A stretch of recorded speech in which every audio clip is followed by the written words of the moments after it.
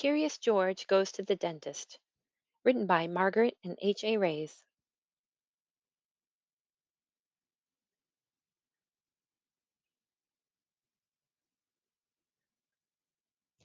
Ouch, said George's friend. I've got a bad toothache. I must go and see the dentist. When they arrived at the dentist's office, a nurse said, Dr. Huggins will take you right away, sir. George, you wait out here in the waiting room, said the man.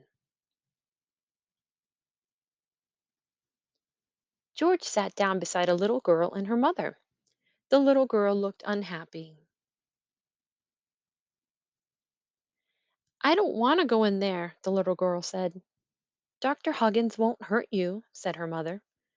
But those machines make scary noises, the little girl said. A nurse came in and said, We're all ready, Mrs. Campbell. Would Melissa like to go in first? Melissa started to cry. There's nothing to worry about, Melissa, said Mrs. Campbell. I'll go first, okay? Mrs. Campbell left with the nurse. George picked up a book and started to read. He and Melissa waited. After a while, George got restless. He got up and looked around. The door to the examining room was open. George sneaked by the nurse at the desk and went in. In the examining room, a nurse was putting cotton into Mrs. Campbell's mouth. Mrs. Campbell was sitting in a strange looking chair. It had all sorts of levers and knobs and pedals. How did that chair work? George was curious. The nurse was gone, so he went over and pulled one of the levers. The chair started to rise. He stepped on a pedal,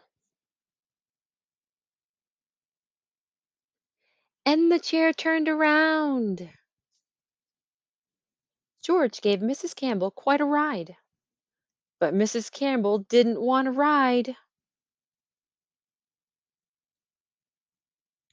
By this time, Melissa had come to the door of the examining room to see what was going on.